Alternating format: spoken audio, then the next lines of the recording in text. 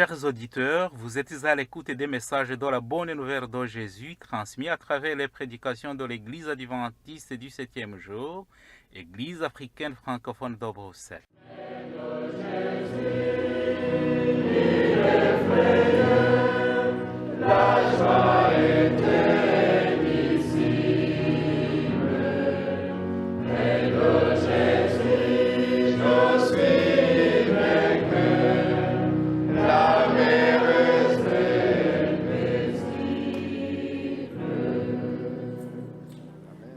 C'est ainsi qu'a commencé la bonne nouvelle de Jésus-Christ, le Fils de Dieu, selon ce qui est écrit dans le livre du prophète Ésaïe. J'enverrai mon messager devant toi, il te préparera le chemin. On entend la voix de quelqu'un qui crie dans le désert. Préparez le chemin pour le Seigneur, faites-lui des sentiers droits.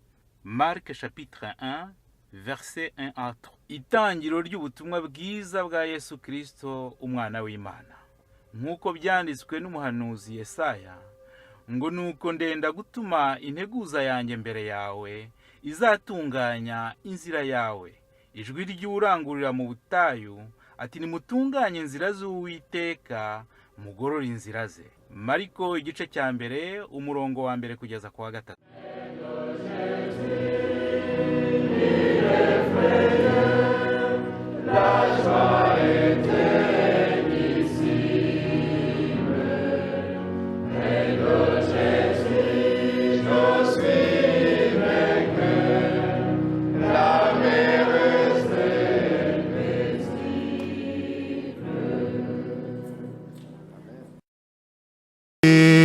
Umusaraba utangaza umwami ishema yatangiyeho ibyo nungukaga ntabwo mba nyibyitayeho nzi nuko ibyo niratanaga reba inkovu zo ku mubiri we wose zituma ngirisha vuna umunezero hari ubwishavu n'ibyishimo bijya bihura rutakikama mu mahwa nari narazimiye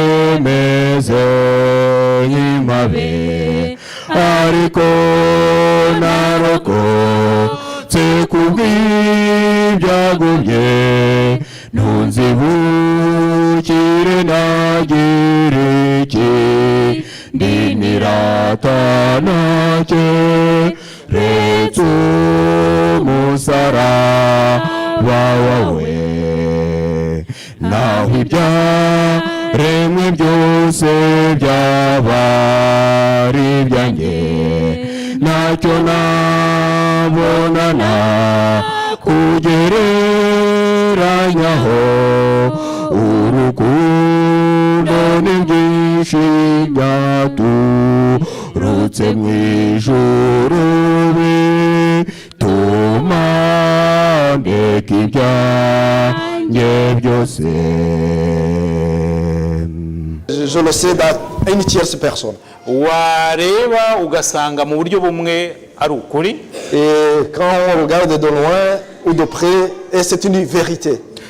None se uyu musaraba Yesu atubwira kwikorera, umusaraba wacu Yesu atubwira kwikorera tukamukurikira n'uwoye. Qu'en est-il alors de cette croix dont Jésus nous parle?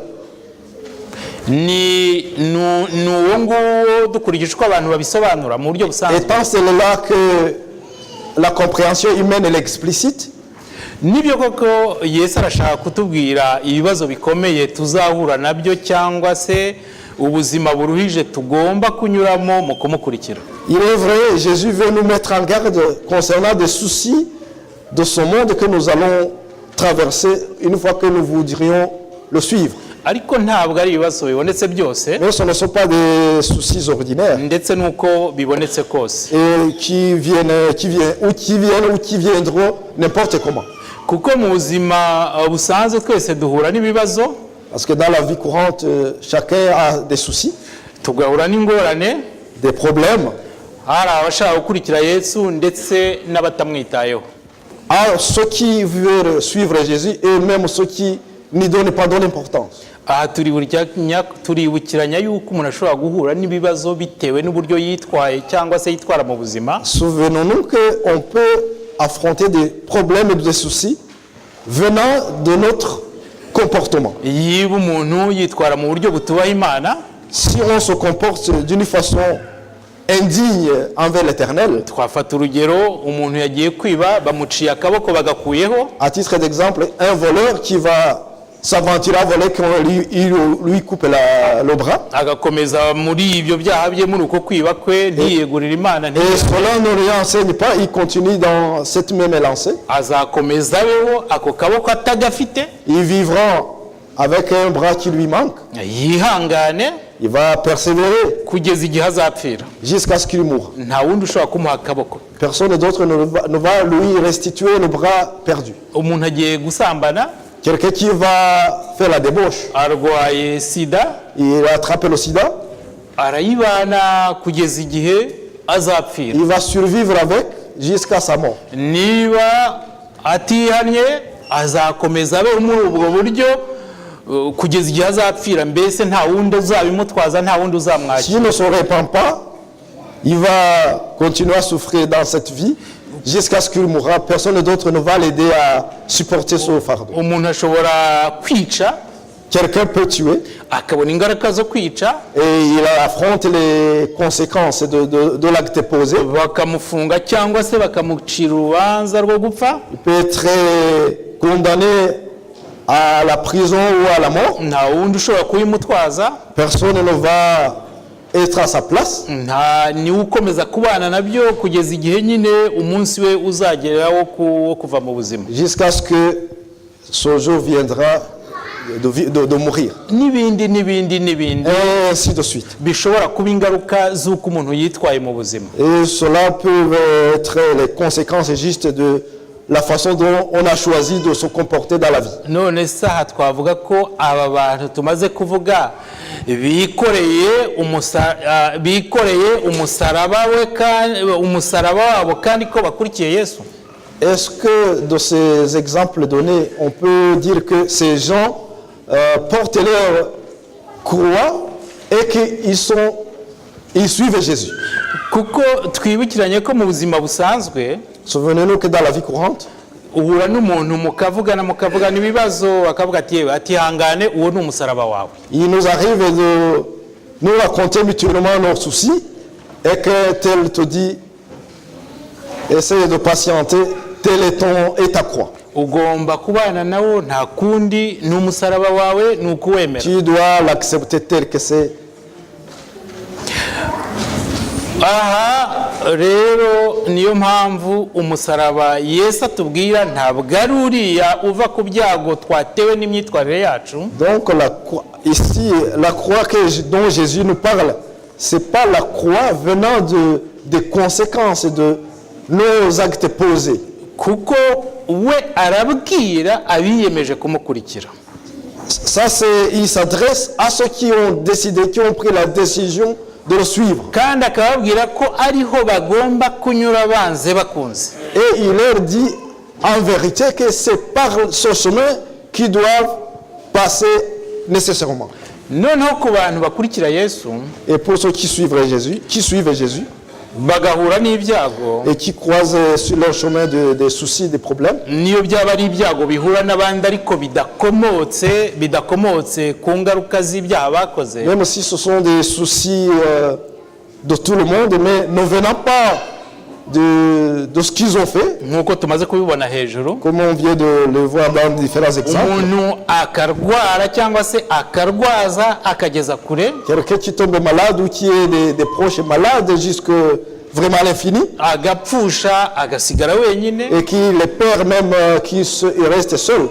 akagiba mu bukene cyangwa akabura akazi, bikabona ko rwose ari ikigeragezo gikomeye kandi nta handi yagihungira, et qui reste dans la pauvreté, dans la précarité, et qu'il voit justement que une épreuve dont il ne peut pas échapper autrement nta n'undi ushobora kubimwakira. et que personne d'autre ne peut les prendre à sa place. Iyo umuntu akomeje akihanganira ibyo byago cyangwa se ibyo bigeragezo, Si quelqu'un tel continue à persévérer dans ces épreuves ntiyivovote, sans se lasser agakomeza guhanga amaso Yesu, et qui fixe son regard sur Jésus akamukorera, et qui continue à le servir akamwerekana, et qui continue à le témoigner, noneho abamurebye nabo bashobora kumwigiraho, et ceux qui l'observent peuvent essayer de l'imiter.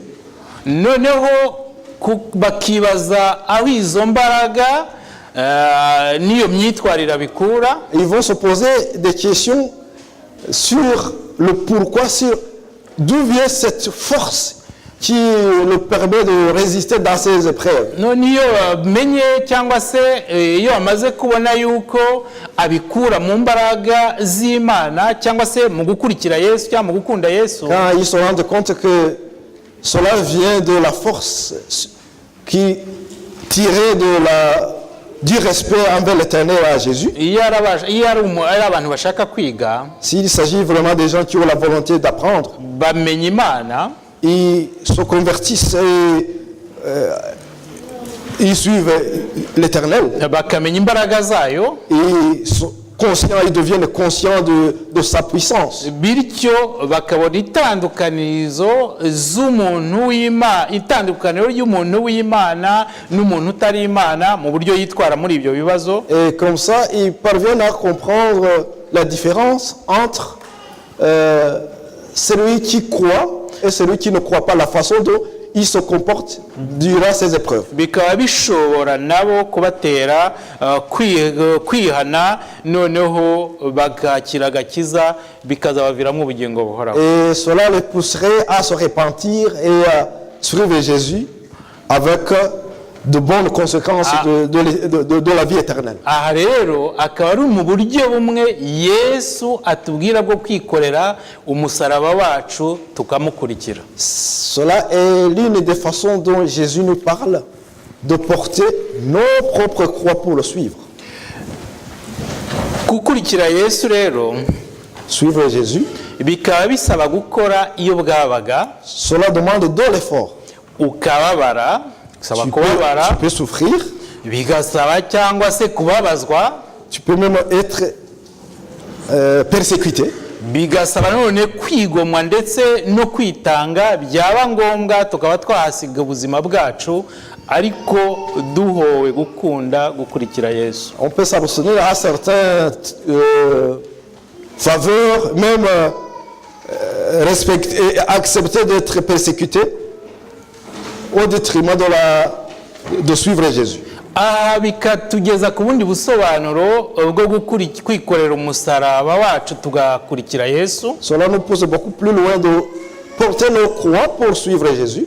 Kuko tugomba kubikora twabihisemo, ntawe ubiduhatiye, kandi tuzi neza icyo tugamije kugeraho. Cela doit venir de nos choix personnels, et après avoir compris en profondeur notre objectif. Umusaraba wanjye cyangwa se uwa buri wese ushaka gukurikira Yesu, Ma croix ou celle de quelqu'un d'autre qui veut suivre Jésus, nta mahitamo mba mfite cyangwa uba ufite wo kuwanga cyangwa wo kwemera. il n'y a pas une autre alternative de la choisir ou la refuser. Dukurikije amagambo dusoma muri Bibiliya, Selon la parole de Dieu, niba nshaka gukurikira Yesu, si je veux suivre Jésus,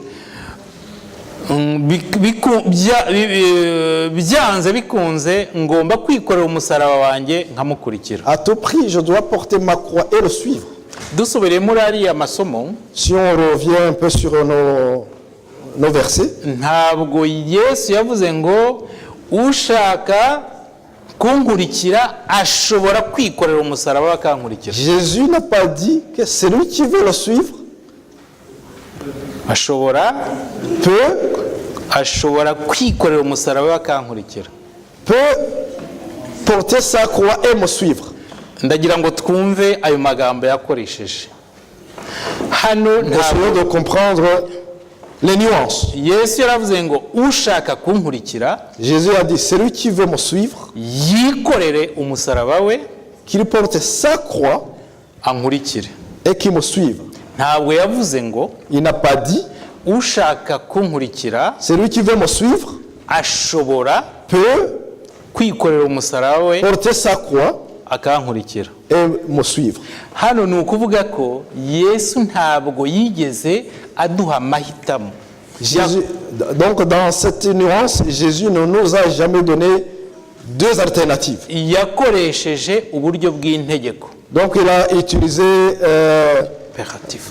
l'impératif. Yakoresheje mu buryo bw'integeko. Umusaraba rero Donc la croix ushobora kuba ibyago, peut être des problèmes, umubabaro, la souffrance, ingorane, des soucis, gukena, la pauvreté, kubabazwa la souffrance, no kubura ubuzima bitewe no guhitamo kugendana na la Yesu. perte de la vie à cause de suivre Jésus. Dufata ingero, Prenons des exemples. ushobora kubura akazi kubera ko wanze gukora ibituma cyangwa wanze gukora ahantu bidahesha Imana icyubahiro. L'exemple étant, tu peux refuser, tu peux perdre ton job parce que tu as refusé un tel travail qui n'est pas digne, qui ne glorifie pas l'Éternel. Kuko we ntabwo uzajya kubwira umukoresha cyangwa uwushaka aho akazi ngo we nahindure uburyo bwo gukora kugira ngo ubashe kwinjiramo umukorere. Parce que toi, en tant qu'employé, tu ne vas pas imposer des conditions à ton employeur. No. We isosiyete cyangwa akazi ke gateye kuriya ariko mu buryo gateye harimo ibintu bidahesha Imana icyubahiro. Donc, c'est apprendre à laisser. Donc, il y a la conception de la façon dont le travail est fait et conçu. Donc, peut-être parmi cette conception, il y en a ceux qui ne donnent pas gloire à Dieu. Bityo rero kuko we ushaka gukomeza gukurikira Yesu, Parce que toi, tu as choisi de suivre Jésus. bikaba binyuranye n'uburyo bagusaba kuzakoramo, Et que c'est vraiment différent de ce qu'il te demande de faire durant ton travail. uhitamo kwanga ako kazi, Tu peux choisir tu dois choisir de refuser son job noneho ugakurikira Yesu, et tu suis Jésus. hagati aho ukaba wakena Et entre-temps, la pauvreté peut t'attaquer. cyangwa se ugakomeza ukabura akazi ukaba muri ubwo buzima igihe kirekire cyangwa se igihe cyose. Et tu peux rester en chômage durant longtemps. Ushobora none kudatunga cyangwa se gukena kubera ko wanze guca mu nzira abandi banyuramo ngo ngo babone ubutunzi. Tu peux rester aussi pauvre parce que tu as refusé d'emprunter le chemin ou d'utiliser la procédure que les autres utilisent pour gagner la richesse. Mwigeze kumva cyangwa se mwabonye abantu birukanwe mu kazi cyangwa se birukanye mu mashuri kubera yuko bagaragazaga gukurikira Yesu cyangwa se bagaragazaga imyizerere yabo inyuranye n'iby'amashuri n'uburyo amashuri akoramo cyangwa n'uburyo akazi. Vous avez entendu ou vu les gens qui ont été radiés de l'école ou du travail parce que cela était différent de leur croyance. Ushobora kubura inshuti, Tu peux perdre des amis. abantu bakagucikaho, Des gens peuvent te quitter catégoriquement ntibagucikeho gusa ahubwo bakanakwanga cyane et qui deviennent tes ennemis à jamais kubera ko wanze gukora cyangwa kwitwara nkabo parce que tu refuses de se comporter comme eux mu bidahesha Imana icyubahiro. dans ce qui ne donne pas gloire à l'Éternel. Usibye yenda abana bakiri bato, Peut-être excepté les petits-enfants, ariko mu bantu bakuru bari hano mais pour les personnes adultes bakunda Imana koko qui aiment Dieu kandi bakaba bazi icyo bagamije, et qui connaissent l'issue et l'objectif de leur choix, iyo usuzumye inshuti usigaranye cyangwa se inshuti mubana koko ubona mushyikiranye cyane, usanga ari nkeya ugereranyije n'abandi bahurira mu bya hano hanze. Quand tu analyses et tu regardes un peu les amis dignes qui te restent, tu verras qu'il en reste très peu comparé à ceux qui vivent dans la vie mondaine. Ushobora kuba wenyine, Tu peux rester seul. umuryango wawe ukaguha akato Même la famille te met à l'écart. kubera ko udafatanyije nabo kutubaha Imana. Parce que tu ne partages pas leur mode de vie indigne à l'Éternel. Umugabo wawe, Ton mari, umugore wawe, ta femme, umubyeyi wawe, tes parents, umwana wawe ton enfant ashobora kuguta kubera ko wubaha Imana, peut t'abandonner parce que tu obéis à l'Éternel. akabona binyuranyije neza n'imyitwarire yabo mibi, bityo bakaba bagushyira iruhande. Et que tu es différent d'eux. Parce que tes comportements et le leur est catégoriquement différent. Ahangaha rero Pour ce cas-ci, ntuzareka kubaho ngo nuko wabuze akazi, tu ne vas pas stopper de arrêter la vie parce que tu n'as pas de travail. ntabwo uziyica cyangwa ubure kubaho kubera yuko ukennye, Tu ne vas pas te suicider parce que tu es pauvre. ntabwo uzareka kubaho kubera yuko umugabo yagutaye cyangwa umugore Tu yagutaye, ne manqueras pas de vivre malgré cette séparation entre hommes et femmes. ntabwo uzareka kubaho kubera ko iwanyu baguciye mu muryango cyangwa abana be bagushyize ikantarange. Tu ne manqueras pas de vivre parce que tu es un exclu de la société. Uzakomeza ubane nabyo, Tu vas vivre avec. ntawe uzabikuberamo, Personne d'autre ne va prendre ta place. kandi kugeraho ni wowe wabihisemo, Parce que jusque-là, c'est de ton choix. kandi igihe wabihitiyemo kubera ko ukunda Yesu, Parce que tu l'as choisi, parce que tu aimes Jésus. kubera ko udashaka kumureka, Parce que tu ne veux pas l'abandonner. kubera ko ushaka kumukurikira. Parce que tu veux le suivre. Ibyo bibazo byose rero ni wa musaraba wawe Cette multitude de questions constitue ta croix Yesu agusaba kwikorera, dont Jésus te demande de porter utivovota, sans se plaindre ukakomeza ukamukunda, et que tu continues à l'aimer ukagendana nawe et que tu marches avec lui kugeza igihe we azakuruhurira umutwaro cyangwa se azagutabara. jusqu'à ce qu'il te viendra en secours. Ikirushije ikindi gukomera muri ibyo, Ce qui est beaucoup plus important dans cela, bashobora kukwica ils peuvent même te tuer cyangwa kukugira nabi mu buryo bwose, pour te faire du mal de différentes manières. kubera ko wagaragaje cyangwa se wanze guhakana Imana. Parce que tu as montré ta position envers l'Éternel. Ingero ni nyinshi ni nyinshi. Des exemples en sont multiples. Ibi rero akaba ari byo nanone ari ubusobanuro kandi burushaho kwimbika byo kwikorera umusaraba wacu tugakurikira Yesu. Tel étant un peu l'explication un peu complexe de ce qu'il en est de porter la croix de Jésus et le suivre. Iyo dusomye Ta croix est suivre Jésus. muri amagambo twabanjiriho tukasubiramo muri Matayo igice cya 10 umurongo wa 38. Quand nous relisons dans Matthieu 10, 38, noneho reka duhere kuwa 34 tugeze kuwa 38 kiriya gice cya 10 cya Matayo. donc Matthieu 10, 34 jusqu'à 38. Umutwe w'amagambo uravuga ngo kwikorera umusaraba. Donc le titre étant porter la croix. Mwe gutekereza ko nazanywe no kuzana amahoro mu isi, sinaje kuzana amahoro ahubwo naje kuzana inkota, kuko naje gutanya umwana na se, umukobwa na nyina, umukazana na nyirabukwe. Abanzi b'umuntu bazaba abo mu rugo rwe. Ukunda se cyangwa nyina kumundutisha ntaba akwiriye kuba uwanjye, kandi ukunda umuhungu we cyangwa umukobwa we kumundutisha ntaba akwiriye kuba uwanjye, kandi utikorera umusaraba we ngo ankurikire ntakwiriye kuba uwanjye. Urengera ubugingo bwe azabubura, ariko utita ku bugingo bwe ku bwanjye azabubona. Les versions étaient projetées. Ahangaha ibi birasobanura yuko twabonye haruguru yuko ushobora kwangwa n'abavandimwe, ukwanga n'ababyeyi, On a ukangwa vu n'inshuti. au-dessus qu'on peut être haï par les proches, les parents, les proches. Yesu avuga ariya magambo yashaka kwerekana mu buryo cyangwa se ibishobora gutuma twikorera umusaraba wacu tukamukurikira.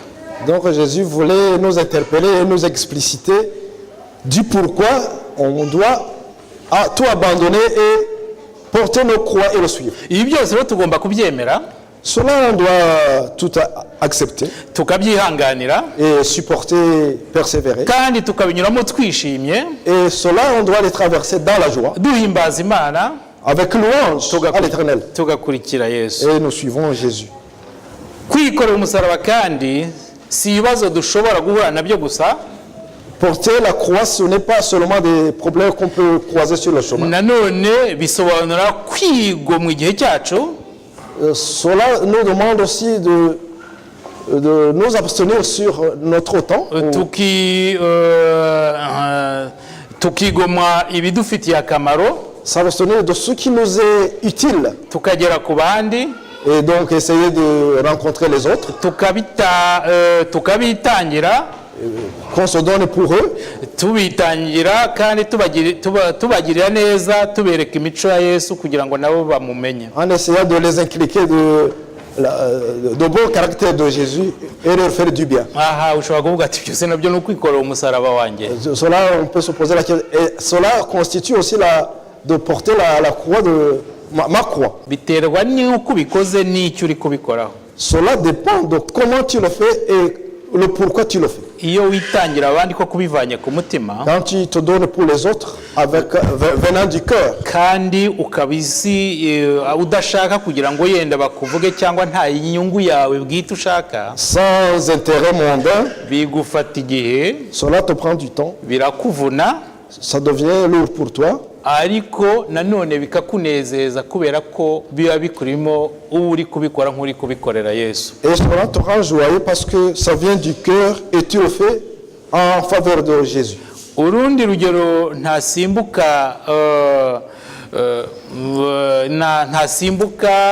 mu byerekeranye no kwikorera umusaraba Autre wawe, exemple que je ne manquerai pas de vous entretenir avec vous, ushobora kugira umuturanyi tu peux avoir un voisin cyangwa se umuntu runaka wari inshuti yawe ou quelqu'un qui était un ami, akakwanga, qui te haït, umuvandimwe akakwanga, un proche qui te haït, akabigaragaza, qui le montre même, akakugirira nabi, ntakwange gusa ahubwo akakugirira nabi, et il te fait vraiment du mal, ukabona bisubiramo et qui akabisubiramo. le répète jour et nuit, Ahangaha wowe ugakomeza ukamukunda, et que toi tu continues à l'aimer, comme si rien n'était, ukamukunda kandi ukamugirira neza mu buryo bushoboka et bwose, que tu continues à lui faire du mal le plus possible, ntumuhunge.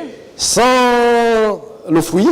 Aha naho iyo tubikora gutyo mu guhimbaza Imana cyangwa se tugakomeza tubikora tutabikoreye kugira ngo twigure, ahubwo tubikorera kubera yuko Yesu abidusaba, Si cela on le fait vraiment dans la gloire du Seigneur, sans le faire parce que pour vraiment montrer aux autres ou bien essayer d'amorcer la situation, uku gukomeza kumukunda no kumugirira neza kandi ubibona neza bigaragara yuko akwanga cyangwa ariko kukugirira nabi, le fait de continuer à l'aimer alors que tu vois clairement qu'il ne t'aime pas, udashobora kumuhunga sans pouvoir même le fuir, nta n'ikindi wabikoraho, et que tu ne peux rien faire, nabyo ni ukwikorera umusaraba wawe kandi ugakurikira Yesu. cela constitue une façon de porter ta croix et suivre Jésus.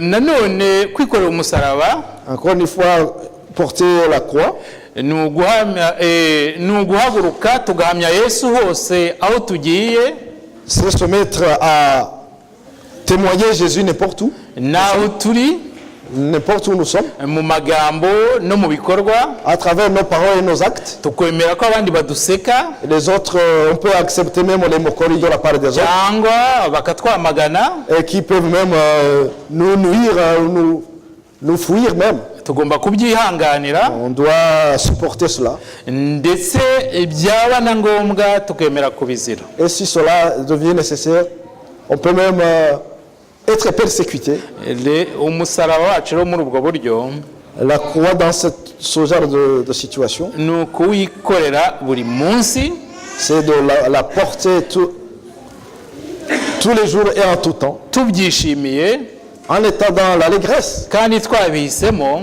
et parce que c'est notre choix, kubera ko no gukurikira Yesu ntawe biduhatira, parce que même kuhitamo. suivre Jésus, personne ne nous le force.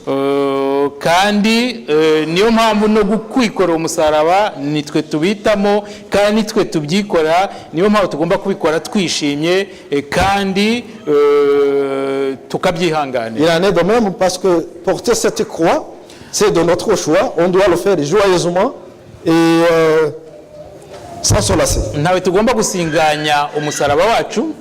On ne doit jamais porter la croix à quelqu'un d'autre, waba uremereye cyangwa se woroshye, qu'elle soit lourde ou légère, uko umeze kose aba ari uwacu. telle qu'elle est, elle est la nôtre. Ikindi tugomba kumenya, Ce qu'on doit connaître aussi, nongera gusubiramo, ce que j'essaie de rappeler, ni uko Yesu nta mahitamo yaduhaye, c'est qu'il n'y a pas le plan B que Jésus nous a donné. ni itegeko umuntu wese ushaka kumukurikira no kugera ikirenge mu cye. C'est une obligation unilatérale pour celui qui veut le suivre pas à pas. Yesu urugero rwacu rwiza, Jésus, notre bon exemple, twibuke ko yikoreye umusaraba we souvenez-nous qu'il a porté sa croix kugeza abambwe, jusqu'à ce qu'il soit crucifié. kandi urupfu rwe no kuzuka kwe nimwo twaboneyemo agakiza. Et dans la mort, dans sa crucifixion, sa mort et sa résurrection, partant de là, on a été rachetés, on a été sauvés. Bityo natwe tugomba kwikorera umusaraba wacu Ainsi donc, on doit porter nos croix kugeza igihe Yesu ubwe azawuduturira, jusqu'à ce que, dans la volonté de Jésus, nous puissions la déposer. kandi nk'uko ibimenyetso bibitwereka, Et comme les signes nous le montrent, ntabwo bizatinda kugira ngo Yesu awuduture. cela ne va pas tarder pour que nous puissions nous reposer. Nanone duhumure, Soyons heureux, Yesu wacu mwiza, notre Jésus qui est bon, Imana yacu, notre éternel, nta nubwo yemera ko twikorera umusaraba uturusha ibiro ne veut pas que nous portions ce qui nous est lourd pour nous cyangwa urenze ubushobozi bwacu. ou qui dépasse notre Iyo capacité. bigiye kurenga, Quand cela risque de dépasser, arawudutura il nous décharge akaduha uwo dushobora et kwikorera. il nous donne celui que il nous laisse porter, celui que nous sommes à mesure. Ikindi kintu cyiza kurusha ibindi Ce qui est beaucoup plus meilleur que l'autre, ni uko kwikorera umusaraba wacu c'est que porter nos propres croix bizatugeza ku bugingo buhoraho. nous amènera à la vie éternelle. Ibi bikaba hariya nk'uko twasomye uriya murongo muri Matayo igice cya 16, Comme on a lu dans Matthieu 16, uriya murongo wa 25 na 26, les versets 25 et 26. turasoma ngo wa 25 na 26 nibwo tubona ko ngo kuko ushaka kurengera ubugingo bwe azabubura, ariko utita ku bugingo bwe ku bwanjye azabubona. Kandi umuntu byamumara iki gutunga ibintu byose byo mu isi niyaka ubugingo bwe, cyangwa umuntu yatanga iki gucungura ubugingo bwe? Les deux versets ont été projetés. Aha rero tukabona yuko gutunga ibintu cyangwa se kubaho neza tudakurikira Yesu ntacyo bishobora kutumarira. Cela nous montre que avoir une richesse Ntacyo bishobora kukumarira ne peut nous apporter nulle part. igihe cyose twirengagije cyangwa se tutemeye kwikorera umusaraba wacu ngo D'autant plus que dukurikire le Yesu. temps que nous refusons de porter nos croix et suivre Jésus. Ibi bikaba bishatse kutubwira yuko nubwo twikorera umusaraba wacu, Cela veut dire que même si nous portons nos propres croix, ubwabyo biratuvuna nibyo koko, d'emblée c'est lourd, ariko bituzanira umugisha mais cela nous apporte pas mal de bénédictions. kandi bikatuzanira ubugingo buhoraho. Et cela nous amènera la vie éternelle. Ndasaba Imana muri kino gitondo J'implore l'Éternel ce matin tubashije gusobanukirwa n'umusaraba wa Yesu, pour que nous puissions comprendre la profondeur de la croix de Jésus, uwo musaraba wadukijije ibyaha, la croix qui nous a sauvés, kandi kugira ngo tubone ubugingo buhoraho et pour que nous ayons la vie éternelle, tugomba kumukurikira tugera ikirenge mu cye nous devrons le suivre pas à pas, buri munsi, jour après jour, kandi twihanganira ibibazo bitari bimwe duhura nabyo mu buzima, et en ayant la persévérance dans nos soucis au quotidien no mu nzira yo kumukurikira. et dans le chemin et la voie de le suivre. Twikorere umusaraba wacu tunezerewe, Portons notre croix avec joie azawuduture tugeze mu ijuru, et il pourra la déposer une fois que nous arrivons au ciel. kandi duhumure Et ayons la certitude, gutabarwa kwacu kuri hafi. notre délivrance est proche. Imana idukomereze mu buntu bwayo. Que Dieu nous fortifie dans sa bonté et dans Sa grâce. sa grâce. Amen. Amen. Prions le Seigneur. Data mwiza, Mana ihoraho, Notre Père éternel, tuje imbere yawe twicishe bugufi, nous venons devant ta face avec humilité, tugushimira urukundo dukunda, en te remerciant ton amour, tugushimira ukuntu waturinze mu minsi dusize inyuma yacu, en te remerciant combien tu nous as protégés durant le temps écoulé, ukatwihanganira, et que tu ukaturindira nous as supportés dans tes mains, tukaba tugejeje uyu munsi izina ryawe rihabwa icyubahiro. et que nous arrivons encore une fois ce jour-ci, que ton nom soit loué. Tuje imbere yawe kano kanya Nous sommes devant ta face, tugusaba kugira ngo udukomereze mu maboko yawe, pour que tu puisses nous fortifier dans tes mains, kugira ngo ukomeze kuduhugura, pour que tu puisses nous instruire, kandi kugira ngo ukomeze kuduha imbaraga zo kwihanganira ibibazo duhura nabyo muri iyi si, et que tu nous permets de continuer à persévérer dans diverses situations d'épreuve dans ce monde, tubinyuremo twihanganye kandi tuguhimbaza, que nous puissions les traverser dans la joie et en ton nom, twemere kuyoborwa n'umwuka wawe. et que nous puissions accepter d'être conduits par ton Saint-Esprit. Hano imbere turi imbere yawe turi mu iteraniro, Devant ta face, dufitemo abarwayi, nous avons des gens qui souffrent, abafite intege nke, ceux qui sont qui ont moins de force, ariko ibyo byose urabizi, mais tout cela, rien ne t'échappe, tu es au Ara- courant de tout. ari abatoya, ari abakuze, Les petits, les adultes, twese uzi ibyo dukeneye, tu connais le besoin de chacun. ariko icy'ingenzi dukeneye cyihutirwa kurenza ibindi Ce qui est beaucoup plus important que d'autres, ni ugusobanukirwa n'umusaraba wawe, c'est de connaître le sens de ta croix, tugasobanukirwa n'icyo wadukoreye, et que nous puissions comprendre le geste que tu as posé, ndetse tugasobanukirwa no kumenya igihe tugezemo, et savoir sonder le temps, bityo bitubashishe kugukunda, kukugarukira no kugukorera. et cela nous permettra de t'aimer, de t'honorer, de te servir. Tubashishe gusobanukirwa n'imisaraba yacu tugomba kwikorera tugakurikira, Permets-nous de comprendre en profondeur le sens de nos croix que nous devons porter, tuyikorere tutijujuta, que nous puissions les porter dans la joie, twishimye tunezerewe, sans se plaindre, mais dans la joie et dans l'allégresse, twihanganye, avec persévérance. kandi aho guhanga amaso ku buremere bwayo, ahubwo duhanga amaso ku gakiza izatuzanira. Au lieu de fixer le regard sur ces problèmes, mais que nous puissions fixer le regard sur toi, sachant que cela nous apportera la vie éternelle. Twongeye kwishyira imbere yawe muri uyu mwaka wose dutangiye, Nous voulons nous confier en toi durant l'année que nous venons d'amorcer. abana bawe uko turi imbere yawe, Tes enfants, tels que nous sommes devant ta face, uzaturinde kandi udukomereze mu maboko yawe, tu nous béniras et tu continueras à nous fortifier dans tes mains,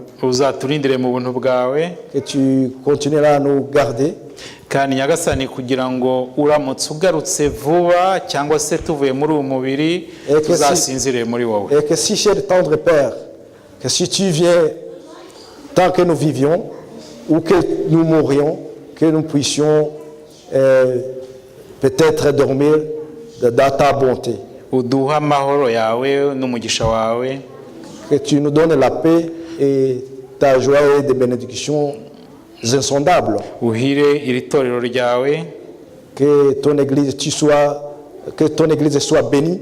abaririmo bose Tous les membres, ndetse n'abashyitsi batugenderera ainsi que les visiteurs que tu nous amènes. nabo turabakuragira kandi kugira ngo dukomeze gusangira nabo umugisha Nous uduha. te les confions aussi pour que tes mains puissent les toucher, que nous puissions encore une fois continuer à partager tes bénédictions. ibyo byose tubigusabye mu izina rya Yesu Kristo umwami wacu. Nous te Amen. demandons tout cela au nom et par le mérite de Jésus. Amen. Amen.